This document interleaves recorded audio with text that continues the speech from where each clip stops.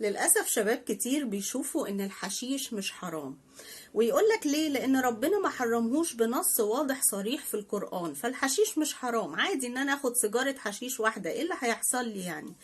لو أنت بتقول كده أو حد من ولادك بيقولك كده، خلي بالكوا يا جماعة، إحنا عندنا حاجة في الشريعة اسمها القياس. هو ايه القياس ده؟ ان لما ربنا بيحرم حاجة بنص واضح صريح في القرآن، وبعد كده البني آدم أو الناس بقى الإنسان يعني بيستحدث حاجات جديدة على اللي ربنا حرمها دي، فطالما دي متحرمة ودي حاجة جديدة مستحدثة عليها فبتاخد نفس القياس بتاعها فبتبقى برضو محرمة. يعني إيه؟ يعني ربنا قال في القرآن: إنما الخمر والميسر والأنصاب والأزلم رجس من عمل الشيطان فاجتنبوه. ربنا هنا قال ان الحاجات دي حرام فاجتنبوها. جه بعد كده احنا استحدثنا على الخمر والميسر والكلام ده، استحدثنا ايه؟ الحشيش والافيون والهيروين. فمش لازم ربنا يجي يقول لنا في القرآن والحشيش والهيروين والافيون كمان، لا، هو ربنا قال لنا على حاجات حرام، وبما ان الحشيش والهيروين نفس التأثير فبرضه ياخد نفس الايه الحكم بتاع الخمر والميسر والانصاب والازلم. فاهمين قصدي؟ يعني مش لازم ربنا يجي يقول لك ابعد عن الحشيش، مش لازم ربنا يجي يقول لك في القرآن الحشيش حرام، لا، احنا بنقيس ده على ده. دي كانت حاجات ربنا حرمها وبعدين الانسان استحدث عليها حاجات تانية فاخدت نفس الحكم بتاعها اللي هو الايه القياس، بتتقاس عليها يعني. للأسف يا جماعة موضوع الحشيش والخمرة والمخدرات والكلام ده منتشر قوي قوي بين الشباب. شباب كتير بيموتوا اوفر دوز، انا لو اقول لكم الارقام انتوا هتتخضوا. اوفر دوز يعني ايه؟ يعني انا اموت علشان خدت جرعة زايدة. طب ليه سوء الخاتمة ده؟ انا ما بتدخلش ان ربنا يرحمك ولا لا، ربنا قادر يسامحك ويرحمك، بس ليه ان انا اموت بجرعة زيادة؟ حشيش، مخدرات، هيروين، ليه؟ بدل ما اموت وانا بصلي، اموت وانا صايم، اموت وانا بعمل حاجه كويسه، اموت في سوء خاتمه بالشكل ده. وجرائم كتير بتحصل كل يوم برضو بسبب التعاطي. الموضوع بيبدا ان الشباب يقعدوا مع بعض يقولوا لبعض ايه، احنا هنشرب سجاير كده عادي كده زي العيال التوتو، السجاير دي بتاعت العيال التوتو، احنا دلوقتي رجاله، احنا نشرب بقى سيجاره حشيش، نشرب هيروين، احنا نشد بقى مش عارف ايه، احنا هنشرب كده زي الستات ما بيشربوا سيجاره عاديه.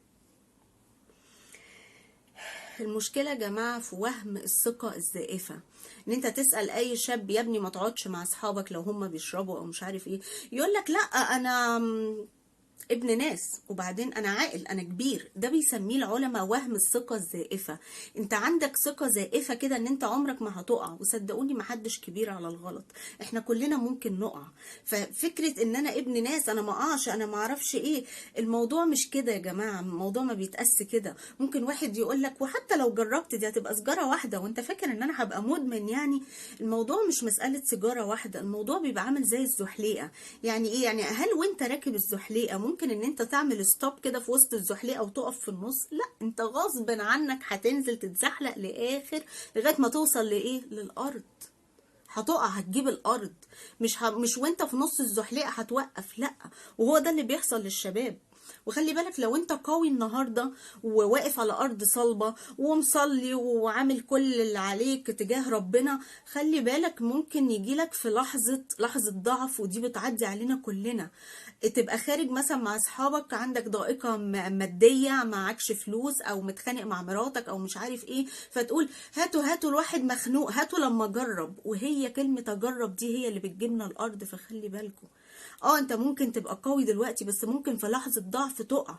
فعشان كده ربنا قالك فاجتنبوه. وناس كتير تقولك الاجتناب ده حاجة بسيطة، يعني اتجنبه عادي، ابعد عنه يعني. لا، العلماء قالك ان الاجتناب ده اعلى درجات التحريم. يعني ربنا بيقولك ابعد عنه نهائي، ما تقعدش مع حد بيشرب، اجتنبه. ده اعلى درجات التحريم، مش مسألة اللي هو اتجنبه يعني ابعد عنه كده وخلاص.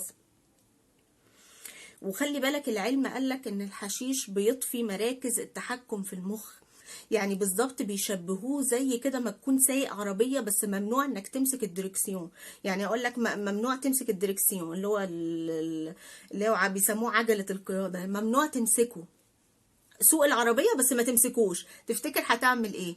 هتعمل حوادث وهتخش في ما انت سايق العربية ماشية بس انت مش ماسك الدركسيون. ده بالظبط اللي بيحصل لك لما بتعمل ايه؟ لما بتشرب الحشيش والكلام ده كله. فخلي بالكم، موضوع مش بسيط. وحاجة أخيرة عايزة أقولها بقى، بس دي مش للشباب، دي للأهالي. يا جماعة خلوا البيت فيه دفء. يعني ايه خلوا البيت فيه دفء؟ لا مش سخنوا البيت عشان الدنيا ساقعة، لا، دفء البيت ده حاجة تانية. يعني ايه دفء البيت؟ يعني البيت يبقى دافي، يعني ما يبقاش فيه خناقات ومشاكل بين الأب والأم، لأن الشباب والمراهقين بيهربوا لأصحابهم من أبوهم وأمهم. يقول لك لما أرجع البيت هلاقي بابا مبهدل ماما، وماما ضربة بابا، وبابا شاتم ماما، فأنا أخليني مع أصحابي أحسن، أنا أحب السفر، أنا أحب السهر مع أصحابي. وهنا بيحصل البلاوي. انا ما بحملش الاهالي السبب، بس الاهالي عليهم جزء كبير قوي من المسؤوليه. بلاش البيت يبقى كله ضرب وشتايم، بلاش لما ابنك يرجع تضربه على اقل حاجه، بلاش تمد ايدك عليه، انت كده بتكرهه في البيت. طبيعي انك لما تقعد تقول له انت عيل فاسد، انت عيل فاشل، انت معرفش، طبيعي هيهرب لاصحابه وللهيروين وللحشيش والكلام ده كله، ويبقى مدمن، ويقول لك اصل البيت عندي نكد، اصل البيت عندي بتضرب فيه. ده طبيعي.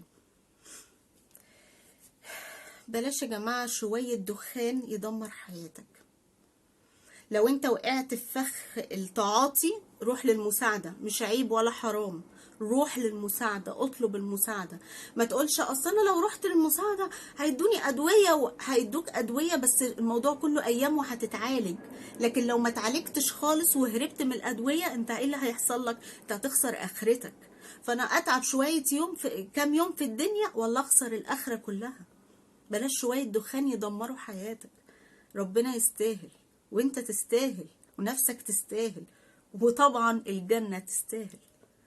ربنا يحفظ شبابنا جميعا. بشكركم جدا، وربنا يحفظ الجميع يا رب.